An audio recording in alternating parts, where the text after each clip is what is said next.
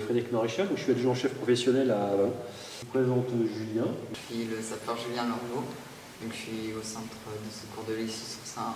Vous ne voyez pas impressionné par la musculature de Julien, il s'entraîne régulièrement. Fêter.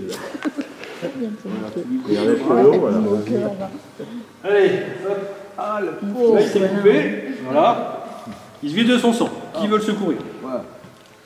Allez, dépêchez-vous parce que là, il se Alors, qu'est-ce que je fais? Ben, je sais pas,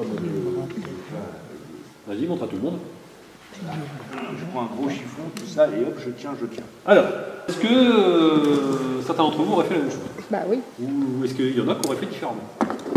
Qui aurait fait différemment? Parce que là, quoi, je mets juste mon pouce, quoi. Attention, là c'est l'ouverture. Alors là, Ouais, non, oui, bah oui. oui. Ok. Faites couvrir la totalité de. Bah, je pense que... Vous voyez que dans 95% des cas, je dirais que tout le monde aurait quasiment fait la même chose. Non. A priori. Non, et ça suffit. Alors après, si la plaie est plus grande, bah, vous mettez les deux mains, hein, d'accord. Et voilà. Alors attention, il faut faire attention à quoi? Parce que tout à l'heure, qui m'a parlé des maladies, des infections. Les mains propres, déjà. Bah, si on n'a pas de Alors gants, des gants, ça alors, on n'a a rien. rarement de gants sur soi, d'accord. Je veux dire, Qu'est-ce qui peut nous permettre de protéger les mains? Nos mains. Un sac plastique. Très bien, un sac plastique, voilà. Par exemple, moi j'arrive, je le vois qui saigne, j'ai rien pour me protéger. Qu'est-ce que je peux faire? Je peux retirer par exemple mon t-shirt pour me servir de protection. Mais le temps que je fasse ça, il va continuer à saigner. Qu'est-ce que je peux faire en attendant? Qu'est-ce que je peux lui dire? Tu mets du scotch. bah non, qu'il prenne sa main, qu'il le fasse mieux. S'il te plaît, Bah oui. j'enlève mon truc, je le plie, et après je le mets à la place. Si vous faites un garrot, le garrot doit se faire d'une main. Pourquoi? Parce que l'autre, on maintient. Parce que l'autre, vous le matez. D'accord? Donc, vous pouvez prendre une écharpe, hein, vous la mettez en deux, vous passez en dessous, vous séparez bien les deux liens, vous mettez un genou sur un lien, vous prenez le brin libre, vous le mettez dans la boucle, vous venez là, et après, bah, vous tirez, vous serrez, vous tirez, vous serrez, vous tirez. Voilà, dès que le saignement est arrêté, vous faites un nœud. Julien, avec son physique d'Apollon, il m'a piqué ma nana. Et je suis quelqu'un de rancunier quand même. Et du coup, je le croise dans la rue, j'ai mon stylo, et là, paf, je lui plante un stylo dans le ventre. Plaie grave, plaie simple. Grave. Alors pourquoi? Parce qu'il y a des organes vitaux. Alors, parce qu'il y a des organes vitaux. Oui. On ne connaît pas la profondeur.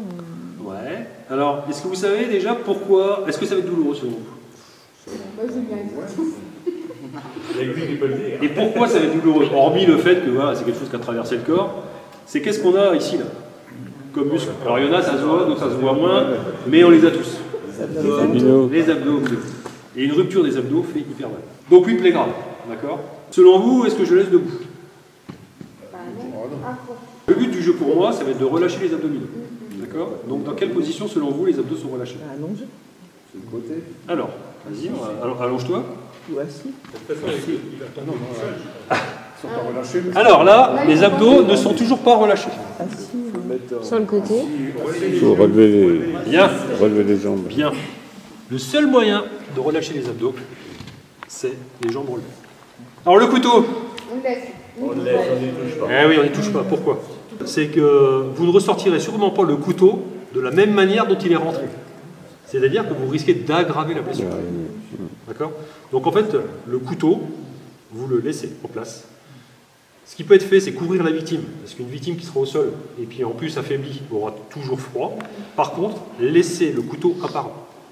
On va faire ce qu'on appelle une libération des voies aériennes. Ça vous cause? C'est ça. C'est-à-dire que je vais venir vers lui, je vais mettre une main à plat sur le front, deux doigts sous le menton, et je vais basculer la tête en arrière. D'accord? Pourquoi je fais ça, selon vous? En fait, on a la langue, et la langue est un muscle. D'accord? Alors, on n'avale pas sa langue, hein. C'est une légende urbaine. D'accord? Par contre, avec le relâchement du tonus musculaire, la langue va chuter en arrière et va, ce qu'on appelle, obstruer les voies aériennes. Et le fait de basculer la tête en arrière comme ça, ça va décoller la langue du palais et restituer le passage de l'air. D'accord? Ensuite, secondo, il va falloir que je vérifie s'il respire. Donc là, je vais ouvrir la bouche avec mon pouce Et là, je vais m'approcher de lui et je vais regarder. Je vais contrôler la respiration avec 3 phases. Première phase, je vais regarder son abdomen se lever. Deuxième phase, je vais sentir le souffle sur sa joue. Et troisième phase, je vais éventuellement entendre sa respiration. D'accord? Cette phase-là ne doit pas durer plus de 10 secondes. Si au bout de 10 secondes, vous ne percevez pas de respiration, vous considérez qu'il est en arrêt cardiaque. Maintenant, ce que je veux que vous reteniez à la fin, c'est que je veux que vous ne réfléchissiez pas en fait. Demain, vous intervenez, vous êtes face à quelqu'un qui est inconscient, qui respire, là, c'est vous dire, il faut que je le mette sur le côté. Il faut que je vérifie s'il respire, et après, il faut que je le mette sur le côté. Donc là, c'est simple. J'ai contrôlé ma respiration, je sais qu'il respire, donc je vais le mettre en position latérale de sécurité. Donc déjà, dans un premier temps, je vais mettre son bras à l'angle droit.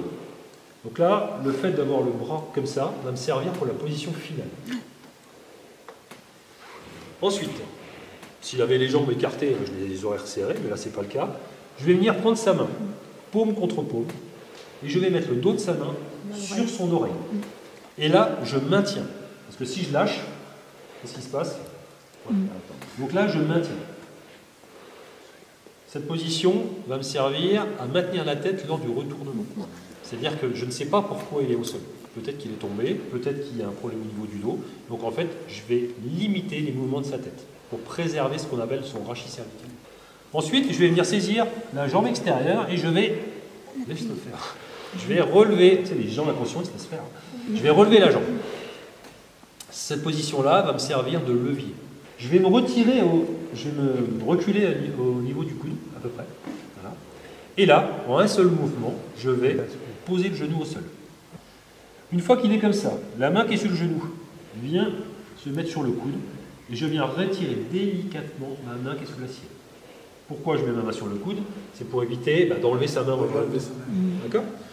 Ensuite, je vais stabiliser sa position. Donc, je vais prendre sa jambe et je vais relever la jambe de manière à stabiliser sa position.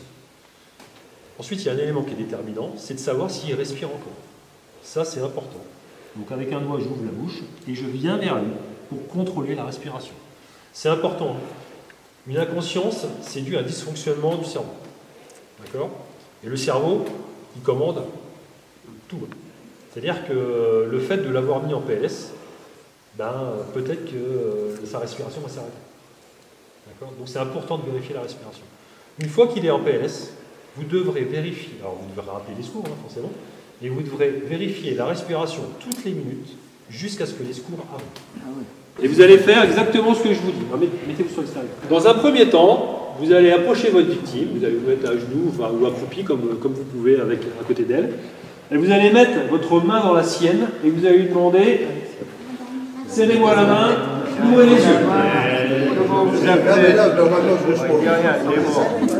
Éventuellement, je ne l'ai pas précisé tout à l'heure, mais éventuellement, vous pouvez éventuellement secouer un petit peu les épaules. Alors, quand je dis secouer, c'est gentiment, pour le stimuler. Voilà. Là, vous êtes face à quelqu'un qui est inconscient, qui ne vous répond pas à un nombre simple, à une question simple. D'accord? Donc, pour vous, il est inconscient. Maintenant, il est déterminant de savoir s'il respire. Donc, vous allez vous approcher de sa tête. Vous allez mettre une main à plat sur le front, 2 doigts sous le menton, et vous allez basculer la tête en arrière. Alors les victimes, laissez-vous faire, parce que c'est vrai que des fois on est raide de la nuque. Il est bien. Voilà. Alors gardez la position, parce que si jamais vous ne gardez pas la position, la tête elle va retomber. Béatrice, on regarde Béatrice.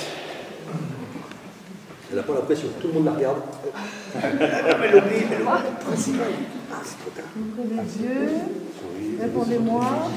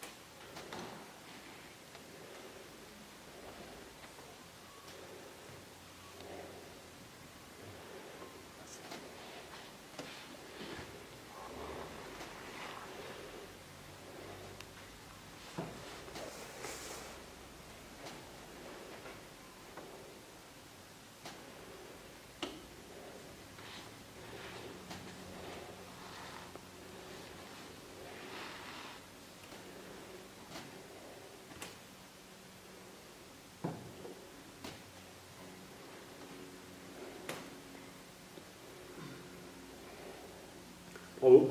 On peut dire Béatrice. On ne voit pas, là,